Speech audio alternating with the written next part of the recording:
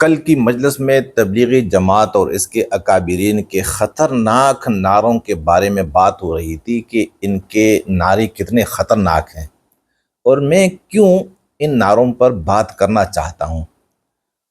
وہ اس لیے کہ یہ نعرے بعد میں عقائد بن جاتے ہیں۔ جس طرح کہ تبلیغی جماعت نے آج سے 70-80 سال پہلے جو نعرے لگائے تھے، آج وہی نعرے گمراہ کن عقائد بن چکے ہیں۔ تبلیغی جماعت نے کون سے نعرے دیے تھے؟ تو ان نعروں میں سے سب سے بڑا نعرہ اور پرکشش نعرہ جو آج عقیدہ بن چکا ہے وہ ہے ہدایت کا نعرہ۔ اب ہدایت کیا ہے؟ انشاءاللہ میں اس پر بھی بات کروں گا، لیکن پہلے میں اس ہدایت پہ بات کرنا چاہتا ہوں جس ہدایت کو تبلیغ والے ہدایت سمجھتے ہیں۔ تبلیغ والے ہدایت کس کام کو سمجھتے ہیں؟ تو وہ صرف جماعت کے کام کو ہدایت سمجھتے ہیں۔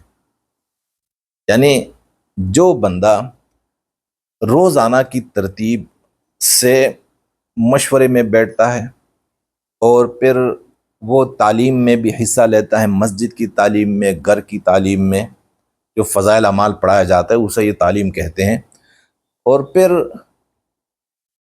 2 گشت ہفتے میں کرتے ہیں، روزانہ 2.5 گھنٹے دیتے ہیں، اور مہینے میں 3 دن لگاتے ہیں، سال میں چلہ یا 4 مہینے، اور سال پیدل سفر اور بیرون سفر کرتے ہیں، تو اسی بندے کو تبلیغ والے ہدایت پر سمجھتے ہیں۔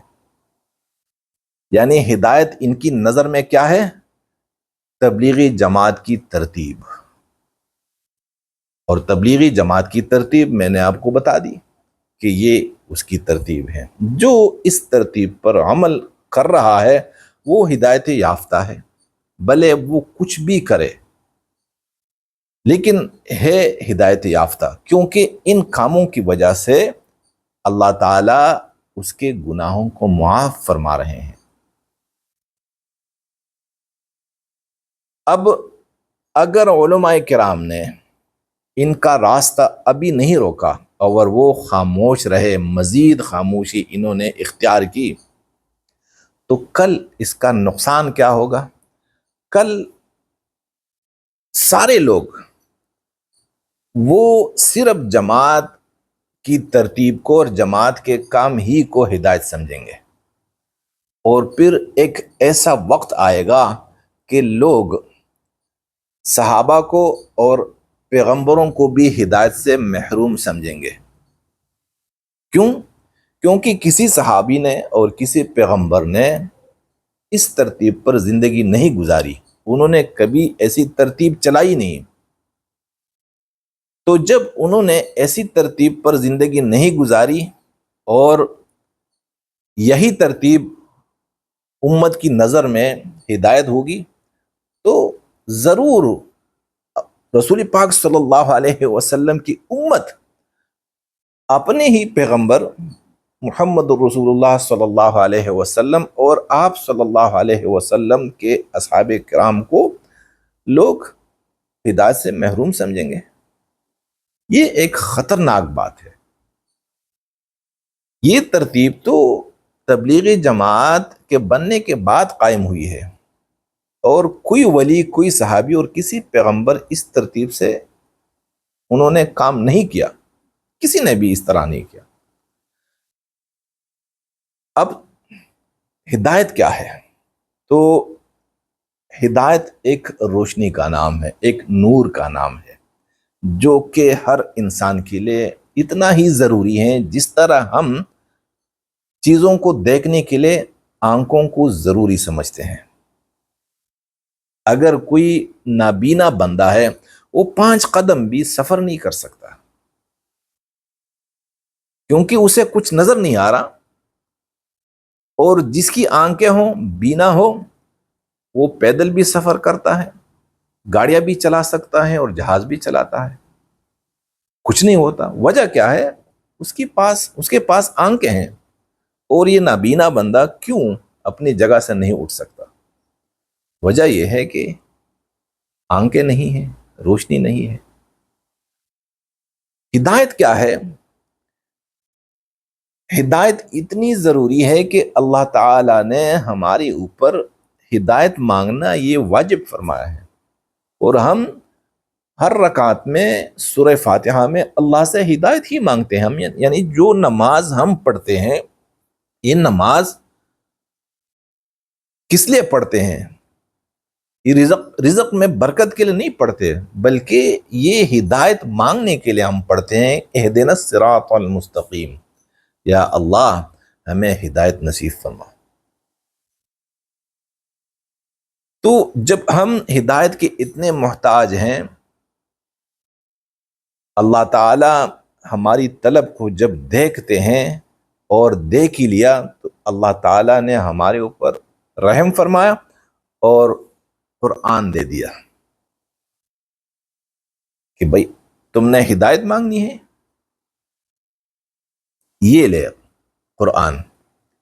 تو سورہ فاتحہ اس لیے اول میں لگی ہے قرآن کی کہ اس میں ہم ہدایت کو سمجھے کہ ہدایت کیا ہے، کتنی ضروری ہے، پھر اس کے ساتھ پورا قرآن ہے۔ الف لام میم ذالک الکتاب لا ریب فیہ ھدی للمتقین، یہ ہدایت ہے۔ تو پورا قرآن ہدایت ہے، فضائل قرآن ہدایت نہیں ہے، قرآن ہدایت ہے۔ سمجھ آ گئی؟ قرآن میں کیا ہے کہ اللہ تعالی کے ساتھ مضبوط تعلق بنانا، اللہ سے ایسا تعلق ہو کہ اللہ کے لیے سب کچھ قربان کرنے پر تیار ہو جائے آدمی، اور اللہ کسی چیز کی قربانی نہیں مانگتے۔ اللہ نے کیا فرمایا؟ ھدی للمتقین الذین یؤمنون بالغیب، اللہ کے ساتھ مضبوط تعلق، ویقیمون الصلاۃ، اور ایک ایسے نظام کو قائم کرنا جو رحم کا نظام ہو، جس میں سارے انسان ایک دوسرے کے خیر خواہ ہوں۔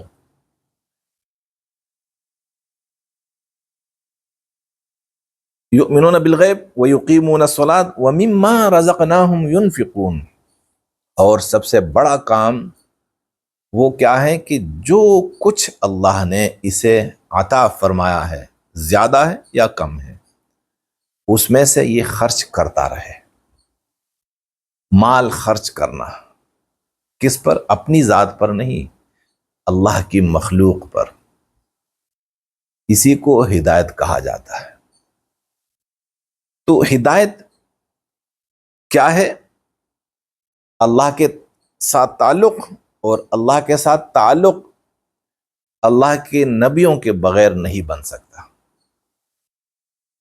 اور آخری نبی محمد الرسول اللہ صلی اللہ علیہ وسلم ہے۔ تو آپ صلی اللہ علیہ وسلم کی اطاعت، اگر تعلق اللہ سے ہے لیکن رسول سے تعلق نہیں، رسول کی اطاعت نہیں، پھر بھی گمراہ ہے۔ رسول کی اطاعت ہے، محبت رسول سے ہے، لیکن اللہ سے تعلق نہیں، پھر بھی یہ گمراہی ہے۔ تو ہدایت نام ہے روشنی، یعنی اس روشنی کا جو روشنی انسان کو دنیا کے خطرناک راستوں سے بحفاظت اللہ کے پاس پہنچا دیتی ہے۔ کیونکہ ہماری جو زندگی ہے، یہ جو زندگی ہے نا، یہ سفر ہے، اور دنیا یہ ایک اندھیرا ہے۔ اب اسی اندھیرے میں سفر کرنے کے لیے کہ حفاظت سے ہمارا سفر طے ہو اور ہم اپنی منزل پر پہنچ جائیں، تو اس کے لیے ہدایت کی روشنی، اور وہ ہدایت یہ ہے، یہ نہ کہ بھائی ہدایت کیا ہے، جو تبلیغ میں نکلے گا وہ ہدایت پر ہے، جو نہیں نکلے گا وہ ہدایت پر نہیں ہے۔ اور میں نے پوری عمر اسی جماعت میں لگائی ہے، یہ نہیں کہ میں کہی ہوئی باتیں یا سنی ہوئی باتیں کہہ رہا ہوں، میں سب کچھ جو میں نے دیکھا وہ آپ کے سامنے بیان کر رہا ہوں کہ تبلیغ والے ہدایت صرف تبلیغی جماعت کے کام کو ہی کہتے ہیں۔ کتنا خطرناک امر ہے یہ کہ جو چیز ہدایت نہیں ہے اسی کو ہدایت سمجھنا، پھر اس کے لیے اپنی زندگی وقف کرنا، خسارے کی بات ہے، بڑا خسارہ ہے۔ اور اس خسارے کا پتہ تب چلتا ہے جب انسان مر جاتا ہے۔ وہ تو سمجھ رہا ہوتا ہے کہ میں ہدایت پر ہوں، اور تبلیغ والے بھی انہیں دفناتے ہیں، رائے کے قبرستان میں دفنا دیتے ہیں کہ بھائی یہ حضرت ہیں، یہ ہے، لیکن وہاں پر اللہ کے حضور میں اس کے لیے سوائے عذاب کے کچھ نہیں ہوتا۔ اور میں نے خود دیکھا کہ تبلیغی اکابرین اپنے ورکروں کو یہ دعائیں سکھاتے ہیں کہ آپ نے کیسی دعائیں مانگنی ہیں اور دعا میں کیا کیا مانگنا ہے۔ تو دعا میں سب سے بڑی بات ان کے لیے وہ ہدایت، کہ بھائی آپ نے اپنے لیے ہدایت مانگنی ہے اور دوسروں کے لیے بھی ہدایت مانگنی ہے۔ تو یہ جو جماعت والے ہیں، ہم خود تہجد میں جب اٹھتے تھے تو یہی کہتے تھے، یا اللہ فلاں مولوی صاحب کو، فلاں قاری صاحب کو، فلاں مفتی صاحب کو، فلاں مجاہد صاحب کو، فلاں حاجی صاحب کو انہیں ہدایت نصیب فرما، کیونکہ دن میں ان سے ہم ملاقات کر چکے ہوتے تھے، رات کو جب آتے ان کے لیے روتے تھے، یا اللہ انہیں ہدایت نصیب فرما۔